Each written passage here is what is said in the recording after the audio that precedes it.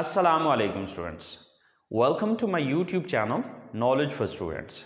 Students, today we are starting class number 37 and in today's class we are going to compare perfect continuous tense.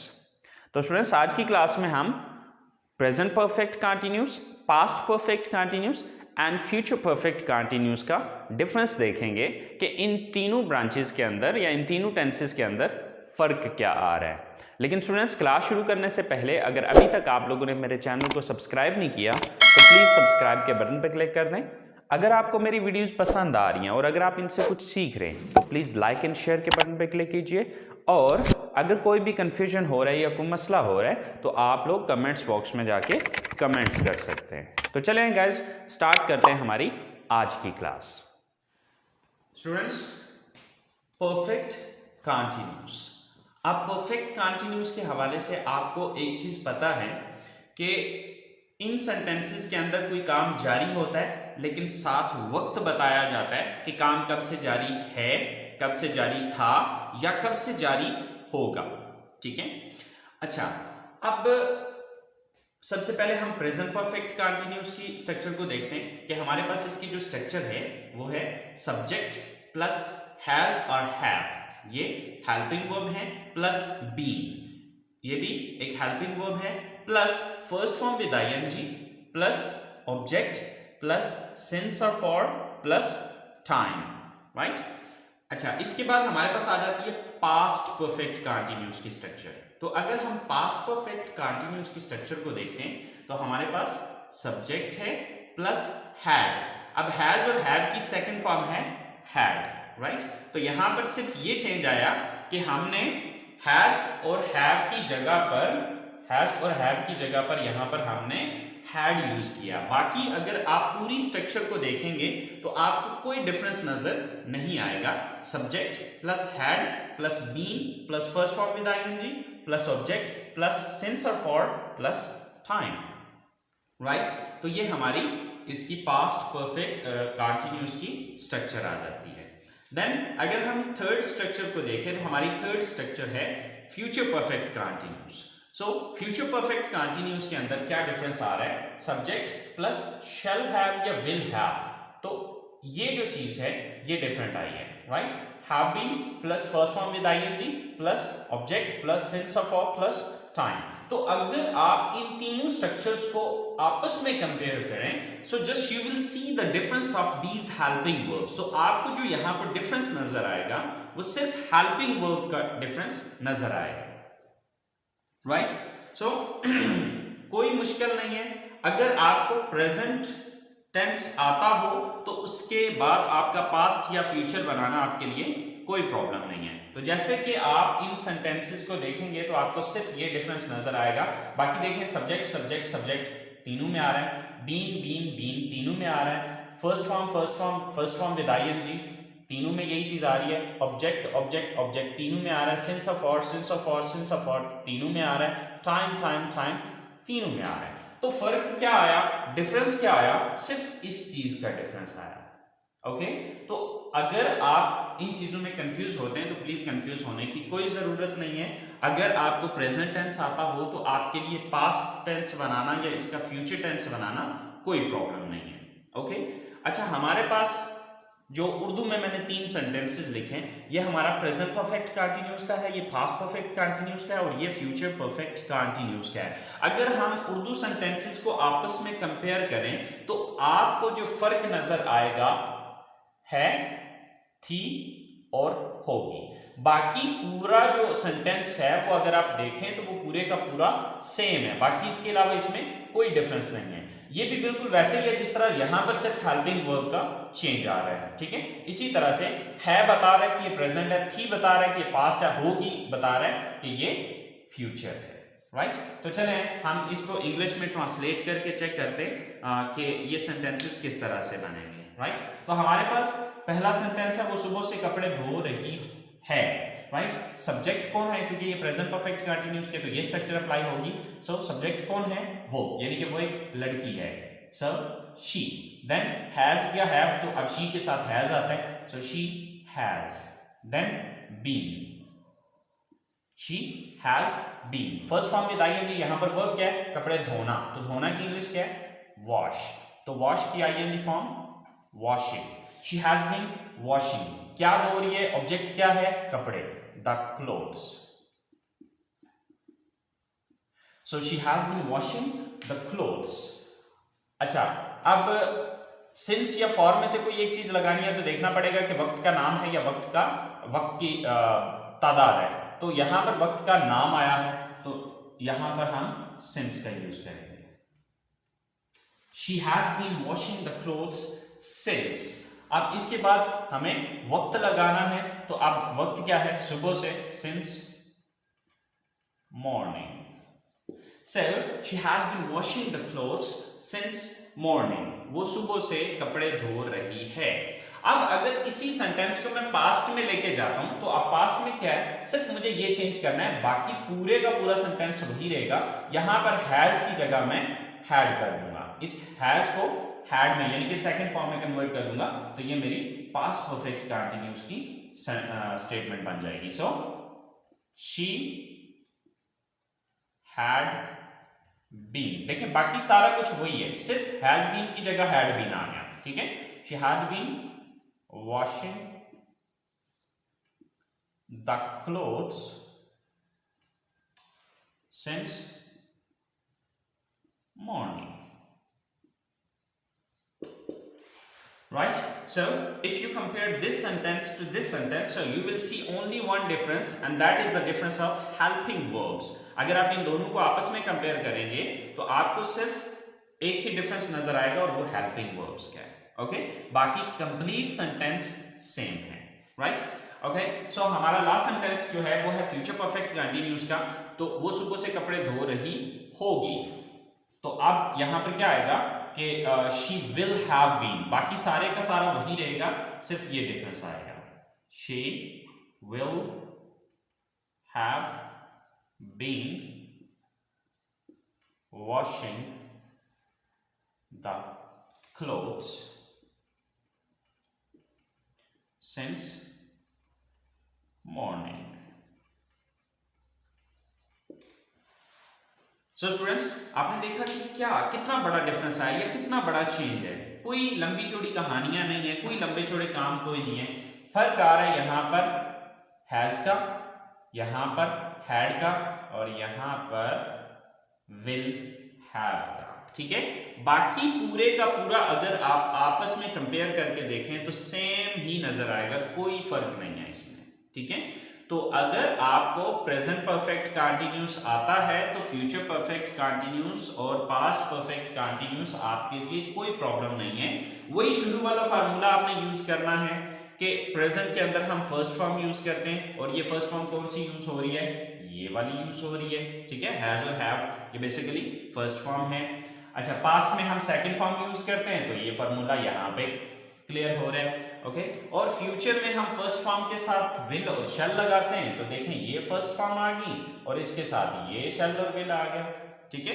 तो ये चीज अगर आप आपस में मतलब वही पहले वाला फार्मूला अगर आपके जहन में हो तो आप देख सकते हैं कि वही फार्मूला इन तमाम सेंटेंसेस के अंदर हुआ है, राइट। तो ये थे हमारे पॉजिटिव सेंटेंसेस। अच्छा, जब हम इन सेंटेंसेस को नेगेटिव में कन्वर्ट करेंगे तो क्या डिफरेंस आएगा? डिफरेंस ये आएगा, कहां पर नॉट लगाना है कि अपना फर्स्ट हेल्पिंग वर्ब देख लेना है कि हमारा फर्स्ट हेल्पिंग वर्ब कौन सा है, उसके बाद नॉट लगा देना है। देखिए यहां पर हैज और हैव फर्स्ट हेल्पिंग वर्ब है, तो इसके बाद नॉट लगा देंगे, यानी कि इस जगह पर नॉट आएगा। इसी तरह यहां पर फर्स्ट हेल्पिंग वर्ब हैड है तो हैड के बाद नॉट आ जाएगा, और यहां पर विल और शैल फर्स्ट हेल्पिंग वर्ब है तो यहां पर विल और शैल के बाद नॉट लगाएंगे। तो चलिए देखते हैं सेंटेंसेस बना के।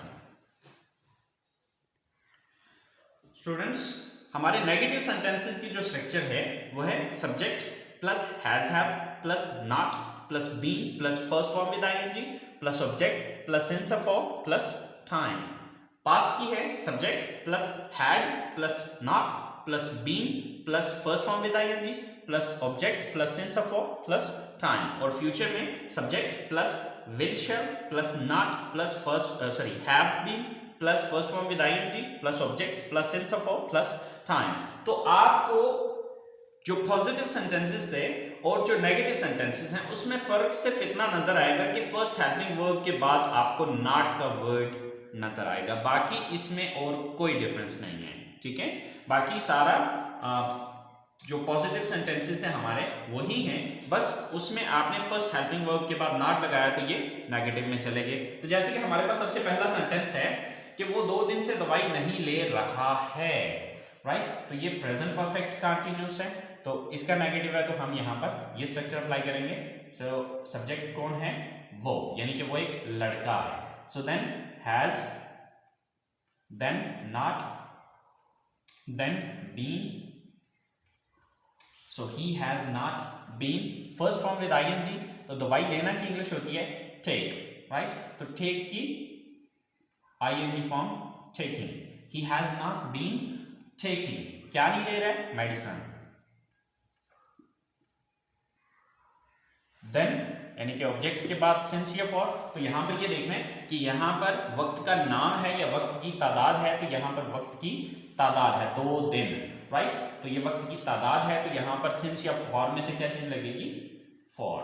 सो he has not been taking medicine for 2 दिन से, for 2 days, right, he has not been taking medicine for 2 days, 2 दिन से वो मेडिसिन नहीं ले रहा है, राइट। सिर्फ वो 2 दिन से दवाई नहीं ले रहा था, तो ये पास्ट परफेक्ट कंटीन्यूअस है, तो फर्क सिर्फ इतना आएगा कि हैज की सेकंड फॉर्म, हैज और हैव की सेकंड फॉर्म हैड होती है, बाकी टोटल सेम यही रहेगा, सिर्फ इस जगह पे मैं हैड लगा दूंगा, दैट्स इट, बाकी और कोई चेंज नहीं है।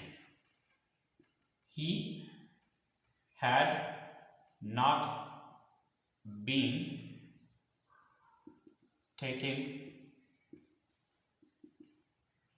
medicine for 2 days,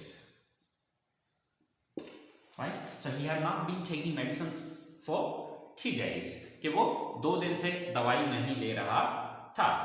and if you convert it into future perfect continuous, so क्या फर्क आएगा, सिर्फ विल और शैल के बाद नॉट लगाएंगे, बाकी ऑलमोस्ट वही है, right. So he will not have been, बाकी सारा वही है, taking medicine. So he will not have been taking medicine for 2 days, right, so he will not have been taking medicine for 2 days। तो यहां पर भी स्टूडेंट्स जो आपको डिफरेंस नजर आएगा, has, had and will have, right, और यहां पर जो इंक्रीजमेंट हुई पॉजिटिव सेंटेंस और नेगेटिव में, सिर्फ इंक्रीजमेंट नॉट की हुई, और वो किसके बाद हुई, अपने फर्स्ट हेल्पिंग वर्ब के बाद। आई होप सो आपको परफेक्ट कंटीन्यूअस के नेगेटिव सेंटेंसेस की भी समझ आ गई होगी। अब हम बात करते हैं इसके इंटरगेटिव सेंटेंसेस की। सो इंटरगेटिव सेंटेंसेस का जैसे कि ऑलरेडी आपको पता है कि हमने जिस हेल्पिंग वर्ब के बाद नॉट लगाया हुआ है, तो यहां पर हैज हैव के बाद नॉट लगाया हुआ है, यहां पर हैड के बाद नॉट लगाया, यहां पर विल और शैल के बाद नॉट लगाया। So it means these helping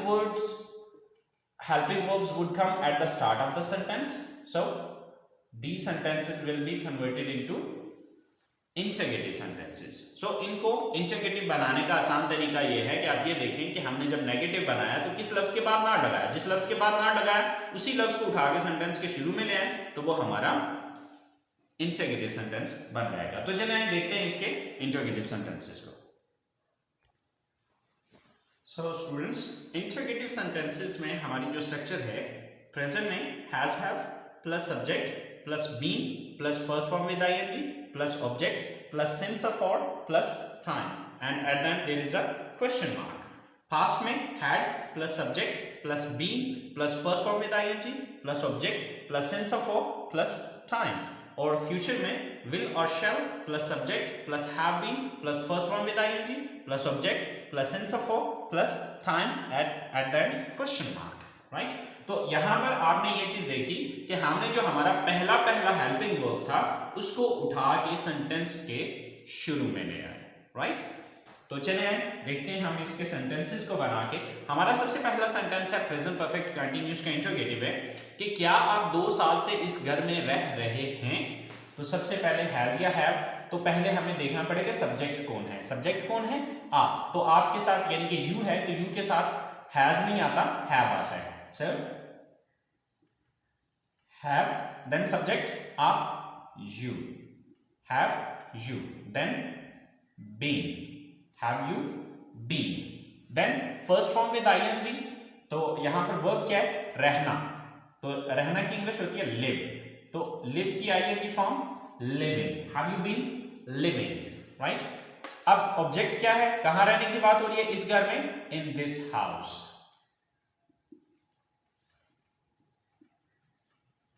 so have you been living in this house। अब इसके बाद सिंस या फॉर में से कोई एक चूज करना है, तो पहले ये देख लें कि वक्त का नाम है या वक्त की तादाद है।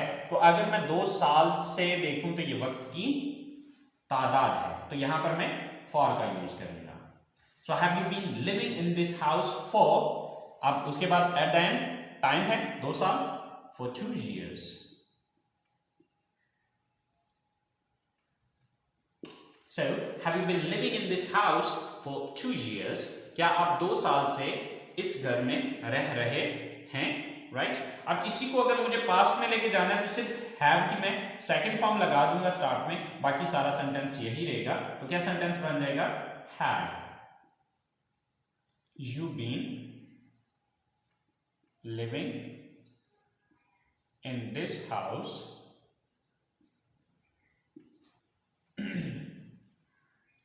for 2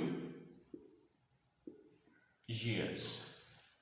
Had you been living in this house for 2 years? क्या आप 2 साल से इस घर में रह रहे थे।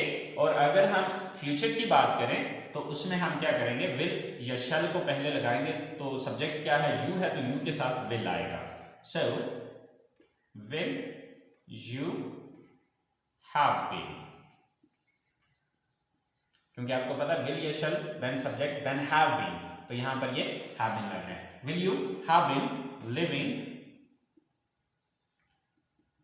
इन this house for 2 years, right। so will you have been living in this house for 2 years? क्या आप 2 साल से इस घर में रह रहे होंगे। सो स्टूडेंट्स, अगर आप इन सारे सेंटेंसेस को आपस में कंपेयर करेंगे तो आपको कोई लंबा चौड़ा डिफरेंस नजर नहीं आएगा। वही एक फार्मूला जो बिल्कुल स्टार्ट में मैंने आपको बताया था कि प्रेजेंट में फर्स्ट फॉर्म, पास्ट में सेकंड फॉर्म और फ्यूचर में फर्स्ट फॉर्म से पहले विल या शैल का यूज किया जाएगा। बस यही डिफरेंस यहाँ पर पूरे तीनों ब्रांचेस के अंदर या तीनों टेंसेस के अंदर अगर आप देखें तो यही एक डिफरेंस जो है वो यहाँ पर हो रहा है। सो आई होप सो आपको परफेक्ट कंटीन्यूअस टेंस के हवाले से समझ आ गई होगी। फिर भी अगर आपको कोई कंफ्यूजन है, कोई चीज नहीं समझ आई, तो प्लीज कमेंट्स बॉक्स में जाके कमेंट्स कीजिए। अपना बहुत सारा ख्याल रखिएगा, दुआओं में याद रखिएगा। इंशाल्लाह जिंदगी रही तो नेक्स्ट क्लास में आपसे मुलाकात होती है। अल्लाह हाफिज।